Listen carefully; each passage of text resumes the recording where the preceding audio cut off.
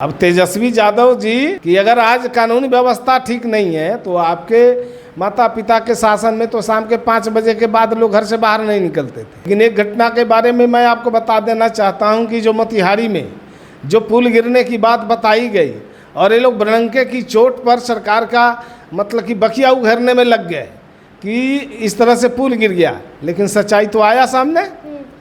दिन में पुल की ढलाई होती है और रात में असामाजिक तत्वों के लोगों के द्वारा पुल की सेंटरिंग खोल दी जाती है और सेंटरिंग का सामान तक भी उठा के चुरा के ले जाते हैं। तो आप भी कहना चाहते हैं पुल को जानबूझ के गिराया जा रहा है। बिहार में जब से लोकसभा चुनाव समाप्त हुए हैं तब से आपराधिक घटनाएं लगातार बढ़ती जा रही है, जिसको लेकर जो है नेता प्रतिपक्ष तेजस्वी यादव बिहार सरकार पर हमलावर हैं। लगातार वो पोस्ट के जरिए सरकार पर निशाना साधते हुए कहते हैं कि क्या ये जंगल राज नहीं है। इन्हीं सब मुद्दों पर बातचीत करेंगे हमारे साथ जेडीयू के प्रवक्ता हिमराज राम जी हैं। क्या कुछ कहेंगे सर? बार बार तेजस्वी यादव आप लोग पे निशाना साध रहे हैं। देखिए, दरअसल वो अपनी गलतियों को छुपाने के लिए दूसरे के ऊपर दोषारोपण करते हैं और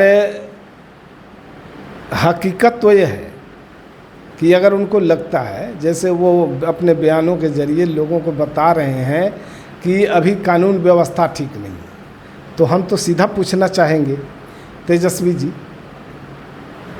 2005 से पहले आपके माता पिताजी मुख्यमंत्री हुआ करते थे। उस समय हालत बिहार की थी कि शाम के 5 बजे के बाद लोग घरों से बाहर नहीं निकलते थे। लॉ एंड ऑर्डर इतना खराब था। आज का बिहार है जो रात के 12 बजे, 1 बजे, 2 बजे, 3 बजे जब मर्जी आप एक शहर से दूसरे शहर और स्टेशन से अपने गांव बेखौफ जाते हैं, आते हैं लोग शादी विवाह में, जग प्रयोजन में आते जाते रहते हैं। किसी का डर और भय नहीं है रास्ते में। ये बिहार है। और आज उस समय तो घटनाएं घटती थी, FIR तक दर्ज नहीं होता था और अपराधियों को बचाने का काम सत्ता में बैठे हुए लोग कर रहे थे। और आज का बिहार है, चाहे अपराधी कोई भी हो, घटना कारित करते हैं तो उसकी गिरफ्तारी भी बहुत जल्द होती है। आपने सुना होगा कि मोतिहारी में भी सुरेश यादव हुई, 24 घंटे के अंदर पुलिस ने अपराधियों को गिरफ्तार करने का काम किया है। तो ये बिहार की पुलिस है। नीतीश कुमार जी के फिर भी अपराध कम नहीं हो रहे सर। एक दिन में 33 घटनाओं का जिक्र किया था।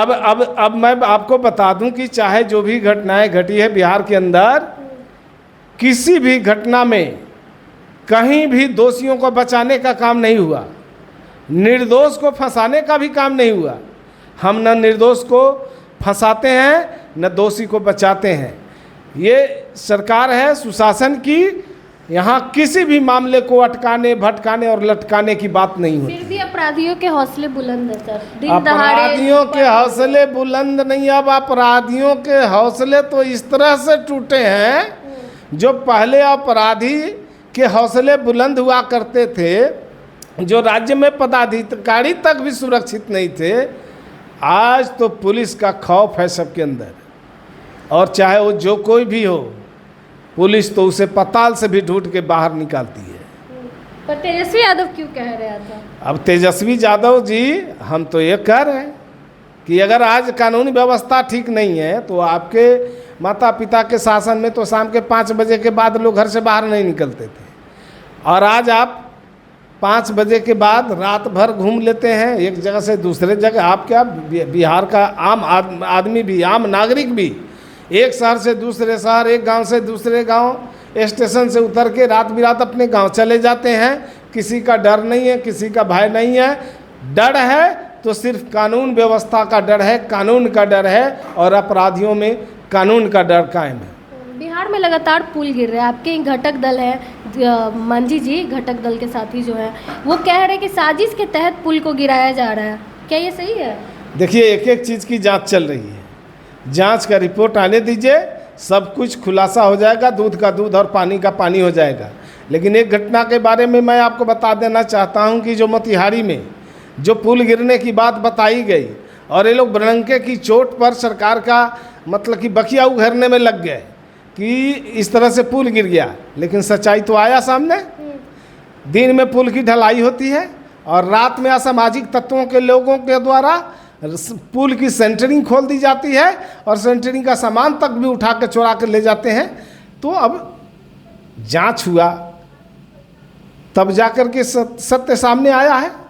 तो इसी तरह से हर घटना की जांच हो रही है और जांच का रिपोर्ट आने दीजिए, सब कुछ साफ साफ हो जाएगा। मतलब आप भी कहना चाहते हैं पुल को जानबूझ के गिराया जा रहा है? अब तो जांच का रिपोर्ट आने के बाद पता चलेगा। आप जिस घटना का जिक्र कर रहे हैं उसके अनुसार तो गिराया जा रहा है पुल तो को। उस पुल के बारे में तो रिपोर्ट भी आ गया है कि इस तरह की घटना घटी है।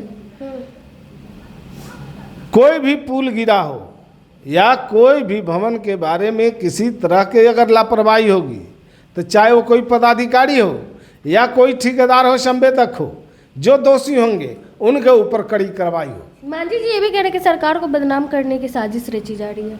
तो मांझी जी कह रहे हैं, अब तो हम भी कह रहे हैं कि जांच रिपोर्ट आने दीजिए। रिपोर्ट आ जाएगा, अपने आप सब पता चल जाएगा कि कौन कौन दोषी लोग हैं। अच्छा, आखिरी सवाल है, तेजस्वी यादव को जो सरकारी आवास मिला हुआ था वो सम्राट चौधरी का है, लेकिन वो कह रहे हैं कि कब्जा किए हुए हैं कुछ लोग।